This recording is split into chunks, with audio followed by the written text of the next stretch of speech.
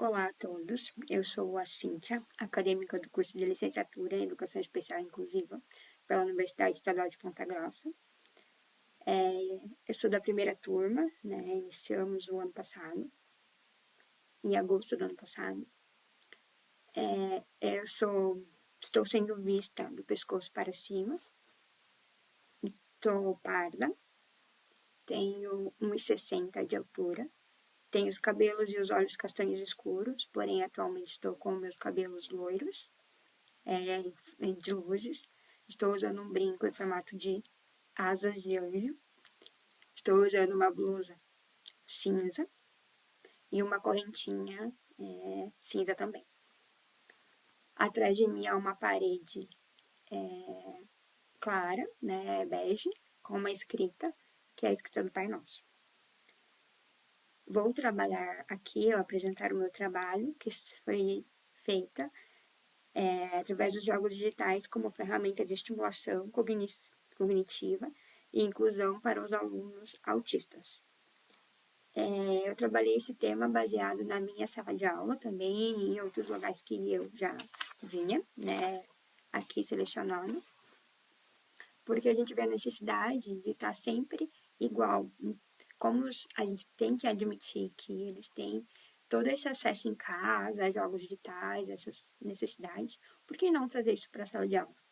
Então, para introduzir o trabalho, eu busquei refletir sobre o uso de jogos digitais como recurso pedagógico, estimular a cognição e promover a inclusão digital dos alunos com TEA, que a gente tem que trazer eles cada vez mais para nós, para a sala de aula, ajudando-os também a desenvolver, a superar as suas limitações. E foi baseada também na teoria histórico-cultural de Vygotsky. A metodologia usada foi um estudo qualitativo, exploratório e bibliográfico. A gente analisou alguns artigos científicos de 2019 até 2024. A fundamentação se baseou na inclusão, na neurodiversidade, na aprendizagem mediada. E os temas que são mais bem vistos dentro do trabalho são educação especial, inclusão digitais e jogos digitais. Então, a fundamentação teórica se baseou em Alves e Hostings, em 2019, que alegam que os jogos colaborativos promovem conceitos como imaginação e pensamento crítico. Depois a gente passou para um estudo de Araújo, que é de 2023, que fala que o autismo como diversidade humana e jogos digitais como canal de expressão, como se eles se baseassem nos jogos para se expressar. Depois a gente foi para Casa Grande e Oliveira, que também é de 2024, e que propõe práticas inclusivas com base na mediação pedagógica e nas potencialidades dos estudantes. E para finalizar, a gente estudou um artigo de Meyer e Suya, que é de 2020, que fala da valorização das diferenças, não do déficit, do papel inclusivo nos jogos. Então, diante desse trabalho, as conclusões foram que os jogos digitais favorecem o estímulo cognitivo, a inclusão tecnológica, a comunicação e expressão dos trabalhos com TEA, e o educador precisa ter um olhar sensível para as necessidades de cada aluno. Então, o educador ele deve estar aberto para ficar ali, para ver a realidade da escola, para ver se é inclusivo, se não é, quais jogos ele pode utilizar. Lembrando que também não são só jogos digitais. Aqui eu trabalhei os jogos digitais porque tinha mais acesso, como tablets, alguns alunos tinham acesso a computadores, dentro de sala de aula, a professora levava algumas vezes notebooks, mas a realidade da escola. E o trabalho foi bem, as leituras me proporcionaram um olhar diferenciado, até então, visto que os alunos são afastados dessas tecnologias, muitas vezes, por medo de quebrar, por medo de não conseguir dar conta, e foi justamente ao contrário. Quanto mais acesso eles tiveram, mais eles avançaram no trabalho. Eu agradeço a oportunidade de estar aqui, agradeço a oportunidade, deste momento, e estou aberta para questionamentos. Muito obrigada.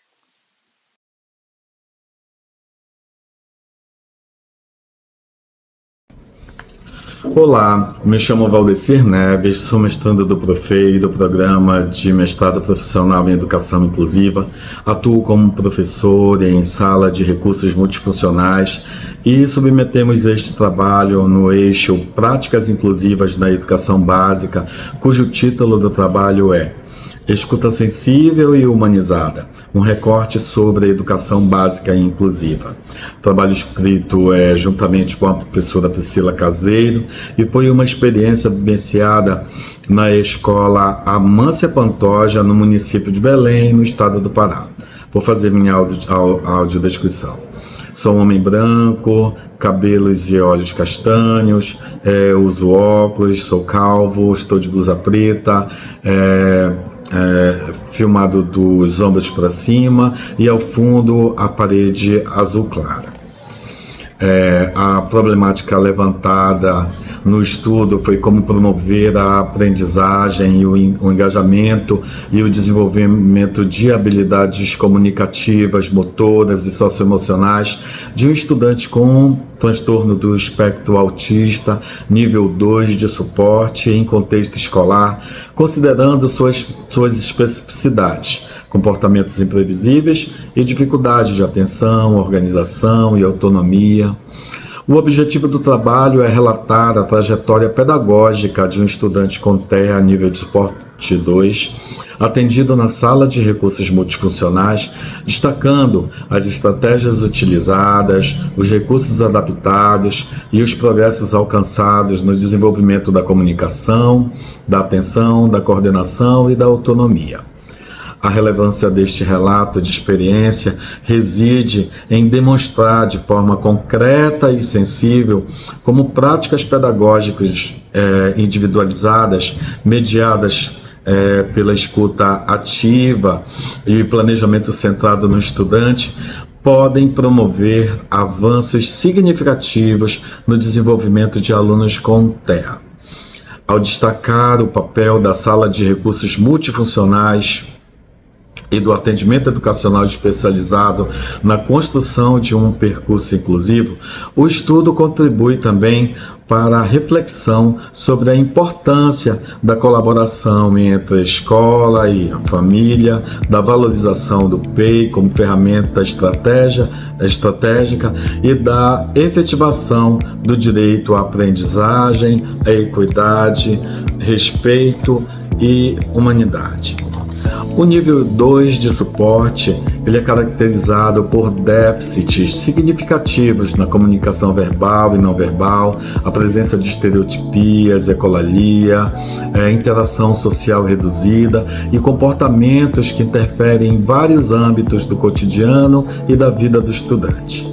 O atendimento de estudantes com TEA nas escolas regulares demanda práticas pedagógicas diferenciadas, embasadas na escuta sensível, na observação constante e construção de rotinas adaptadas às necessidades de cada aluno.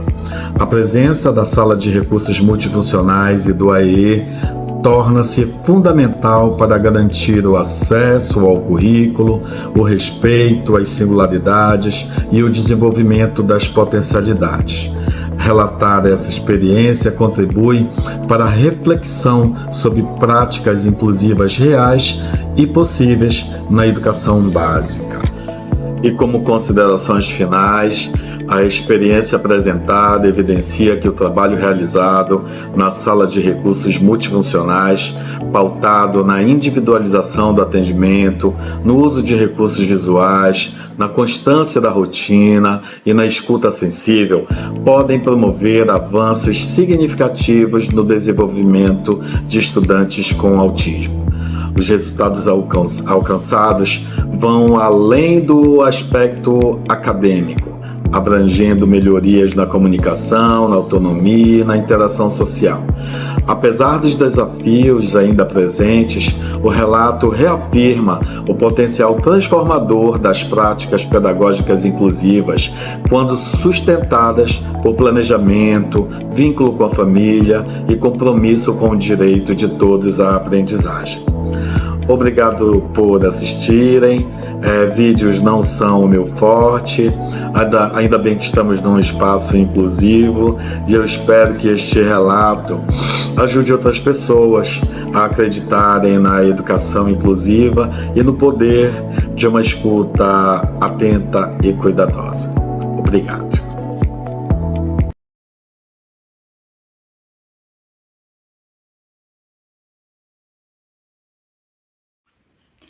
Olá, eu me chamo Aline Nakamura Carvalho Mendes, vou trazer o relato de experiência.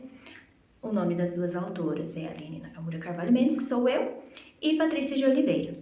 O eixo é 5 práticas inclusivas na educação básica. Vou fazer a minha audiodescrição.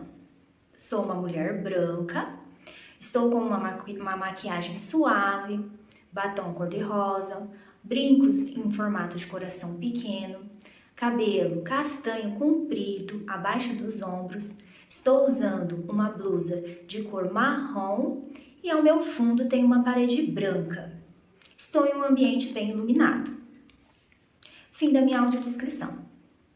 O nosso relato de experiência, ele trata da abordagem DUA, que é o Desenho Universal para a Aprendizagem.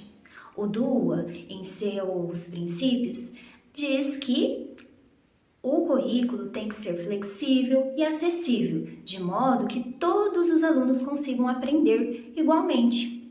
Por isso, se trata de uma prática inclusiva. Nós empregamos, então, a abordagem DUA nessa aula. Vou iniciar um pouquinho falando sobre a metodologia que nós utilizamos. Eu vou iniciar relatando um pouquinho sobre onde foi, né? Como o ambiente onde foi aplicada essa aula, né? Trata-se de uma sala de maternal 1. As crianças dessa sala, elas têm de 11 a 2 anos de idade. É no município de Moarama, Paraná, que foi realizado, então, essa atividade. O aluno que é o alvo, né? O público-alvo ao qual, né? Um aluno com deficiência, ele tem uma deficiência visual, que é relatado na nossa experiência. Ele é uma criança, um menino, que nasceu com microoftalmia severa cognitiva. Para que todos compreendam do que se trata, o aluno, ele não tem a visão de um lado do olho, ele não enxerga nada, e do outro lado ele tem 20%. O que foi nos relatado, o que seria esses 20%? O aluno, ele enxerga vultos e luminosidades que são mais fortes, luzes que são mais fortes no caso, né? Bom, vou iniciar descrevendo como é que foi então a aula. A aula, ela foi utilizando 2 recursos educacionais, né? Foi a caixa surpresa, que foi no segundo momento, e no primeiro momento nós utilizamos o dado sensorial.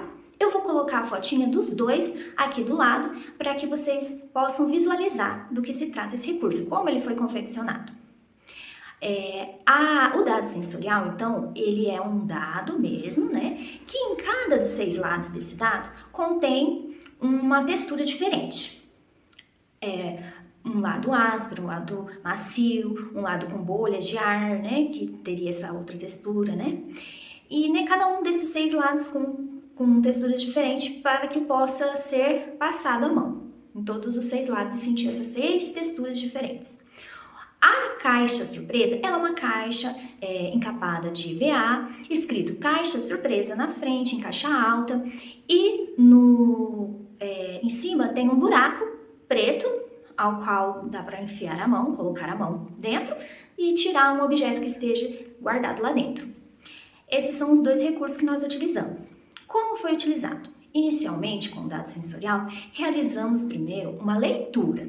A leitura de um livrinho que já trazia uma experiência sensorial de toque a texturas, que é este livrinho que nós vamos colocar aqui do lado e apresentar ele. É da editora Todo Livro. Feita essa leitura, nós iniciamos apresentando o dado para as crianças manusearem livremente. Primeiro elas manusearam, não falamos nada, elas puderam, né, matar toda a curiosidade ali delas em manusear o objeto. Feito isso, nós começamos a nomear as texturas. Olha, essa parte é macia, essa parte é áspera. E assim as crianças foram fazendo a associação da textura com o nome dela.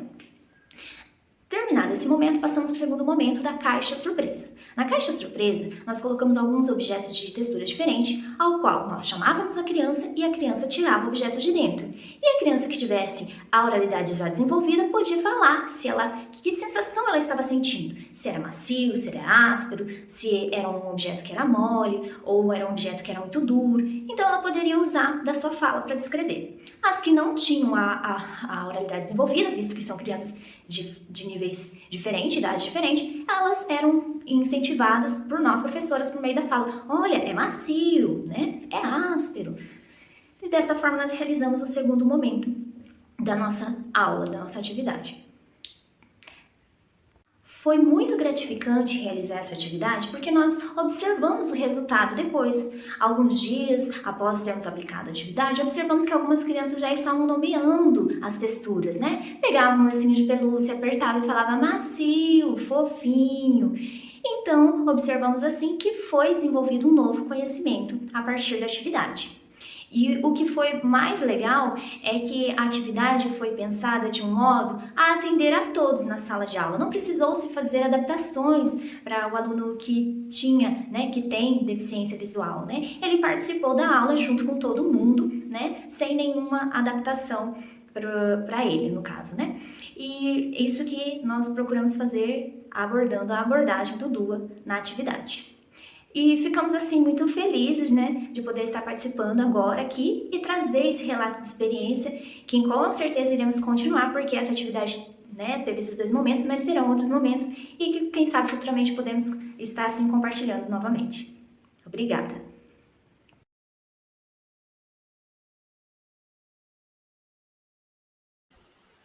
Olá, me chamo Tabita Vanusa Ruppel, estou me apresentando num fundo bege claro, estou usando uma camiseta preta, sou loira, olhos castanhos e sou doutoranda pela Universidade Estadual de Ponta Grossa, doutoranda em Educação, linha de pesquisa História, Políticas Educacionais. Hoje nós estamos aqui para apresentar meu tema Inclusão Escolar para a Pessoa Idosa, reflexões sobre a educação de jovens e adultos no município de Palmeira. Meu eixo temático são práticas inclusivas na educação básica e minha orientadora é a professora doutora Rita de Cássia da Silva de Oliveira.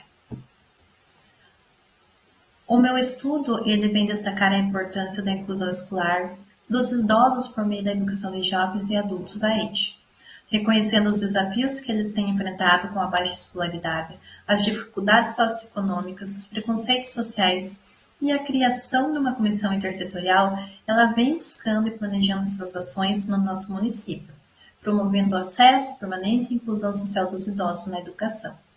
A pesquisa ela vem compreender e superar essas barreiras, fortalecendo a formação contínua e a autonomia das pessoas idosas, contribuindo também para uma sociedade mais justa e mais inclusiva. O trabalho adota uma abordagem qualitativa exploratória, onde nós realizaremos entrevistas com as pessoas idosas que são atendidas no Centro Municipal, o CIMID. Essas entrevistas serão semi-estruturadas para captar as suas percepções sobre a educação. A análise do dado se dará por meio de uma técnica de análise de conteúdo. Segundo Bardeen, tem como objetivo identificar as categorias e os temas relacionados às experiências educacionais dos idosos. A nossa investigação ela é apoiada por legislações como a Constituição Federal e o Estatuto da Pessoa Idosa, buscando contribuir para o fortalecimento de práticas pedagógicas e políticas públicas que venham promover a inclusão social e o direito à educação das pessoas idosas. A nossa fundamentação teórica ela parte desde o histórico da EJA, lá do século XIX, onde a escolarização ela era restrita somente às elites e era vista como caridade, até os avanços legais com a Constituição de 1888, onde veio garantir a educação obrigatória, mas ainda nós encontramos um déficit muito alto, né? Muitos analfabetos aí entre adultos e idosos. As políticas e os movimentos, desde a política Paulo Freire e a criação do Estatuto do Idoso em 2003, que veio fortalecer o acesso à educação para os idosos. Os direitos dos idosos, nós temos hoje políticas nacionais buscando promover essa autonomia, a inclusão e a participação social dos idosos. No nosso município de Palmeira, então, nós temos essas comissões, temos o Conselho do Idoso e o município está correndo atrás aí das políticas públicas para estar melhor atendendo as pessoas idosas, desde vários setores até a escolarização deste público. Os resultados preliminares da pesquisa, desde os benefícios que a educação vem trazer na vida dos idosos, através da aquisição do conhecimento, a socialização e o combate à solidão, ao fortalecimento de vínculos e autoestima, aos dados e desafios do público idoso, nós temos atendido 156 idosos, nós temos 9 mil idosos no município, a legislação e os obstáculos à inclusão, um histórico e os avanços na educação de adultos e idosos, as iniciativas de inclusão e os programas que podem estar atendendo as pessoas idosas, as ações públicas recentes em Palmeira. Então, nosso município está aí evoluindo e correndo atrás de parcerias e políticas públicas. Aqui nós temos o gráfico na distribuição etária por gênero, número de idosos por região do nosso município. Nós conseguimos por meio de acesso aos dados da Secretaria de Saúde. E este projeto de pesquisa ele contribui para uma educação de idosos ao investigar as causas da descontinuidade na escolarização, utilizando uma abordagem qualitativa centrada nas experiências dos próprios idosos. O estudo busca promover uma educação mais inclusiva e emancipadora, destacando a importância de intervenções específicas para esse público e reforçando a necessidade de ampliar pesquisas nesse campo, especificamente em contextos rurais, também para subsidiar melhorias nas políticas públicas voltadas às pessoas idosas. Nossas referências e nossos agradecimentos à minha orientadora, a doutora Rita de Cássia da Silva de Oliveira, ao Grupo GJI, ao CIMID, à Universidade Estadual de Ponta Grossa e ao GPEP, que é o nosso evento. Muito obrigada.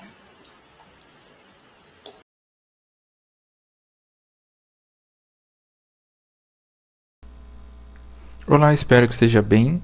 Meu nome é Fábio Daniel Tavares, eu sou aluno do programa de pós-graduação em Educação para a Ciência da Unesp Campus de Bauru e venho por meio desse vídeo apresentar o meu trabalho, intitulado Um mapeamento de atividades lúdicas inclusivas para o ensino de ciências na revista Ludus e Scientiae, trabalho que pertence ao eixo temático Práticas Inclusivas na Educação Básica. Eu sou um homem de pele branca, tenho cabelo longo preto, uso óculos, atualmente estou de barba, eu sou visto da altura dos ombros para cima, estou usando uma blusa marrom e uma camisa cinza, e para apresentar estou usando um headset, que é um fone com microfone. Então, meu trabalho ele consiste numa investigação na revista eletrônica Ludus e Scientiae, que é uma revista especializada no tema de jogos e atividades lúdicas para o ensino de ciências, e aí contempla ensino de biologia, ensino de física e ensino de química principalmente. E essa investigação tem como objetivo identificar quais são as atividades lúdicas inclusivas que são publicadas aí na revista. Para o seu desenvolvimento, eu utilizei como metodologia a análise de conteúdo de Bardan, que é estruturada em 3 etapas. A primeira etapa é a etapa da pré-análise, em que eu fiz a leitura do resumo de 116 artigos, o que contempla desde o primeiro volume publicado da revista até o volume 8, que foi publicado ano passado, então 2024.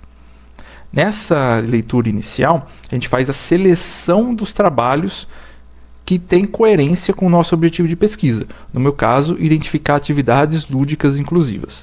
E a segunda etapa, a exploração do material, consiste então numa nova leitura desse material, agora na íntegra, com o objetivo de identificar as informações pertinentes ao objetivo da minha pesquisa. Então, identificar o que esses artigos científicos, eles descrevem sobre a elaboração e desenvolvimento desse tipo de atividade, né? Uma atividade lúdica inclusiva. E por fim, nós temos a terceira etapa, que é o tratamento dos resultados, onde nós organizamos os resultados de acordo com categorias que são estabelecidas. Então, falando, né, nos resultados, temos aqui o início deles. Após a análise, então, dos 116 artigos publicados, apenas 2 tinham foco claro em atividades lúdicas inclusivas, o que representa 1,7% aproximadamente de todas as publicações realizadas até o volume 8 da revista, o que indica uma baixa incidência de publicações. Os 2 artigos encontrados foram nomeados como A1 e A2. O A1 ele é intitulado Jogo Didático como Estratégia de Balanceamento de Equações Químicas para Alunos com Déficit de Atenção, enquanto o A2 tem o nome Ensino e Aprendizagem de Ciências e Práticas na Inclusão a partir da contação de histórias. A partir da análise dessas 2 publicações, foi possível construir 3 unidades de análise. A primeira diz respeito à modalidade de atividade lúdica. Então, o A1 ele trata de um jogo educativo, enquanto o A2 ele fala da prática de contação de história. Já na segunda unidade de análise, ela é formada por 2 categorias: necessidade educativa considerada. Então, o A1 ele foca no déficit de atenção e o A2 ele foca em necessidades relacionadas à síndrome de Down, deficiência intelectual e autismo. A segunda categoria da unidade 2 são os objetivos para além do conteúdo. Então, o A1 ele apresenta um claro foco em avaliar como o jogo contribuiu para amenizar as dificuldades características do déficit de atenção, enquanto o A2 ele focou em desenvolver atitudes relacionadas à autogestão, autocuidado e à interação sociocultural. Já na unidade 3, que também é caracterizada por meio de 2 categorias, nós temos o contexto de ensino. Então, o A1 é uma prática que foi realizada em uma turma de Química do 2º ano do ensino médio, enquanto o A2 contempla uma prática realizada em uma turma de Ciências no 1º ano do ensino fundamental. E a sua segunda categoria diz respeito aos objetivos para com os conteúdos. O A1 então tinha como foco a compreensão da conservação da matéria e das relações proporcionais entre as espécies químicas, enquanto o A2 focou na compreensão do funcionamento do corpo humano e reconhecer a si próprio, o outro e a diversidade humana. Após a análise desses 2 artigos, algumas reflexões emergem. A primeira que eu quero destacar são as relações entre a modalidade de atividade lúdica e as necessidades educativas. A segunda diz respeito à avaliação de propostas de adaptação para potencializar práticas lúdicas para a inclusão. E a terceira diz respeito à adição de objetivos específicos de aprendizagem para a melhora da qualidade de vida de todos os estudantes. Então, como eu pude observar nesses 2 artigos, o foco deles não é apenas avaliar a prática em termos de ensino dos conteúdos, mas eles também querem avaliar como as práticas lúdicas eles contribuem para suprir, em alguma medida, as necessidades educativas que os alunos possuem. Então isso é muito válido, muito interessante, e eu acho que esse é o caminho para você ter uma atividade lúdica inclusiva. É criar, para além do objetivo dos conteúdos, objetivos que vão inferir e vão fazer nós, enquanto professores, planejar essas atividades pensando, né, nessas necessidades que os alunos têm e pensando em amenizá-las à medida do possível. E esses são só, né, algumas reflexões que emergem, mas a gente poderia pensar em muitas outras para a gente ter uma aproximação dos conhecimentos da área de jogos e atividades lúdicas com a área, né, da educação inclusiva. Essas são as referências utilizadas no trabalho. Eu gostaria de agradecer. Muito obrigado à equipe por trás, né, do evento, e também um agradecimento à CAPES e ao Programa de Pós-Graduação em Educação para a Ciência pela concessão da minha bolsa de estudos. Então, muito obrigado, um ótimo evento a todos.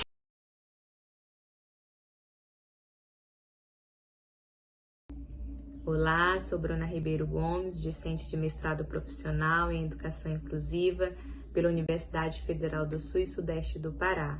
Sou uma mulher de cor parda, de olhos castanhos escuros, de cabelos pretos, liso, longo, solto, uso uma camiseta branca, bem como brincos e um colar, e tenho 1,65 m de altura. Venho compartilhar um relato de experiência que aborda a organização de atividades sob o contraste de fundos pretos para o atendimento educacional especializado, AEE, que está relacionado com práticas inclusivas na educação básica.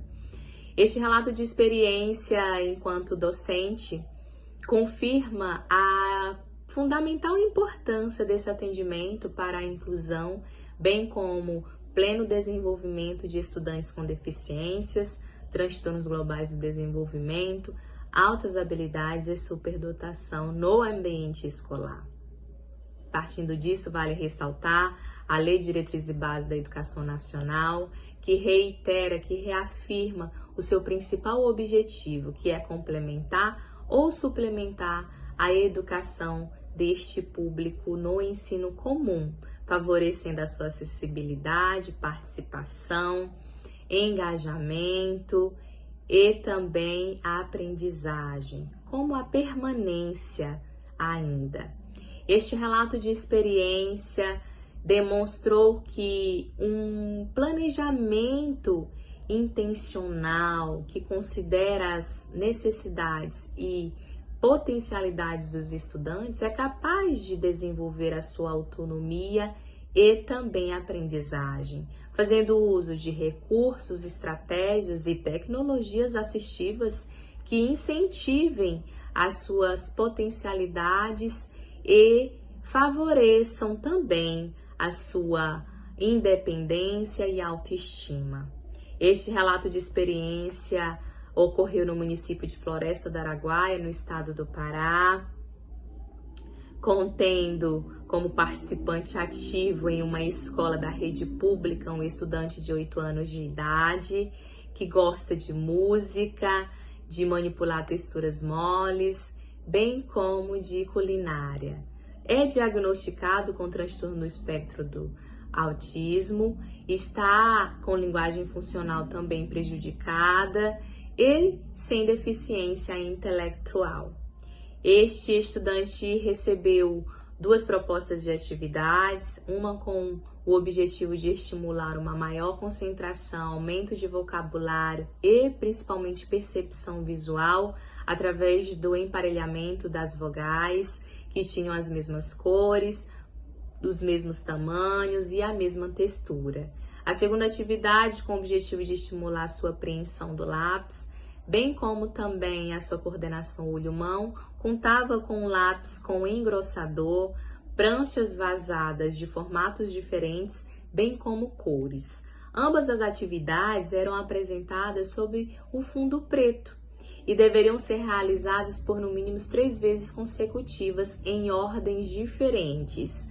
E ao longo dos atendimentos foi possível constatar o avanço do estudante, a sua maior independência e autonomia na realização dessas atividades, visto que ele passou a observar mais a nomeação feita pela professora, a realizar o movimento de emparelhar sem o suporte total da professora, sendo mais assertivo também nesse emparelhamento. E no que diz respeito à coordenação olho e mão e uso do lápis, a apreensão, já estava segurando com o tripé necessário, realizava o percurso do início ao fim da prancha, sem tanto suporte da professora, que por vezes agora segurava apenas sobre a ponta do lápis. Este relato de experiência reforça que é necessário um planejamento personalizado, que considere o ritmo, as potencialidades e necessidades do estudante. Isso é fundamental para o pleno desenvolvimento do mesmo.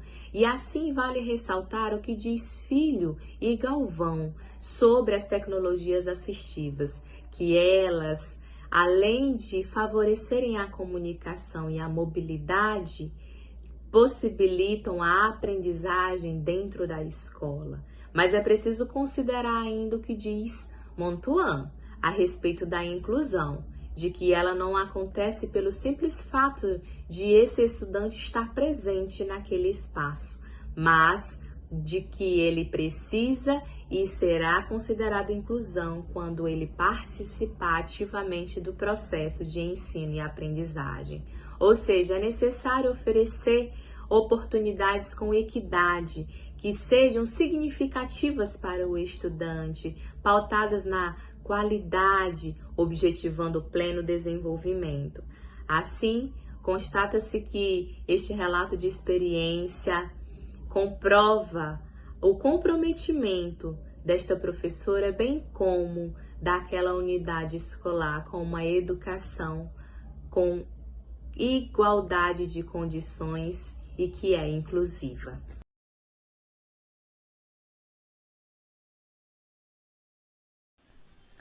Olá, meu nome é Miriam.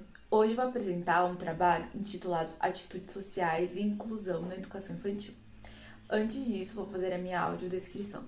Estou usando uma camiseta verde militar, tenho um tom de pele médio, cabelo castanho escuro cacheado, com o tamanho um pouco abaixo dos ombros. Estou usando um óculos de grau transparente com a armação prata e tenho olhos castanhos escuros. Bom, a temática das atitudes sociais tem se consolidado ao se pensar em práticas pedagógicas inclusivas. Oliveira, em 2014, ele enfatiza que é na infância que a criança começa a desenvolver noções sobre si, sobre o próximo e sobre o mundo. Essa socialização, ela tem um papel central no desenvolvimento de atitudes sociais. Essas atitudes sociais podem ser desenvolvidas na escola a partir da educação infantil, pois a escola tem um espaço privilegiado para a criação de atitudes sociais positivas ou negativas em relação à inclusão. A partir disso, este trabalho tem como objetivo investigar estudos relacionados a atitudes sociais e inclusão na educação infantil. A educação é um direito que deve promover o aprendizado e a construção social, ofertando também a diversidade e a equidade. A Base Nacional Comum Curricular, BNCC, enfatiza isso na educação infantil, de que deve se ofertar uma educação com igualdade de oportunidade, valorizando a diversidade e promovendo a inclusão. Essa inclusão, vale ressaltar que ela abrange toda e qualquer diferença. Para o desenvolvimento do nosso trabalho, foi realizada uma revisão sistemática. Utilizamos o catálogo Atena da Unesp, o Oasis BR e o Cielo. Utilizamos as palavras-chave atitudes sociais e inclusão, localizando 17 resultados, dos quais 2 se repetiram. Esses resultados foram textos, produções, estudos, teses e artigos. A partir dos resultados preliminares, no site Oasis, foram identificados textos relacionados a concepções e percepções de professores. No site Cielo foram localizadas temáticas mais amplas, utilizando palavras como atitudes e inclusão. Então, essas temáticas foram sobre doenças, esporte, programa informativo, a utilização da caminhada como para atitudes mais saudáveis e a ciência na educação infantil. No catálogo Atena da Unesp foram localizados 7 textos. Eles tinham muitas conexões, pois abordavam atitudes sociais de estudantes de pedagogia, professores e estudantes de nível médio e fundamental. A partir da análise, não localizamos textos relacionados a atitudes sociais e educação infantil. Essa foi uma lacuna em que identificamos que necessitaria ser preenchida pela importância da educação infantil abranger aspectos inclusivos e de diversidade. Portanto, conclui-se que a infância é um momento importante para a construção da individualidade, da coletividade e da valorização da diferença, sendo um momento apropriado para o desenvolvimento e aprendizado da construção de atitudes sociais relacionadas à inclusão.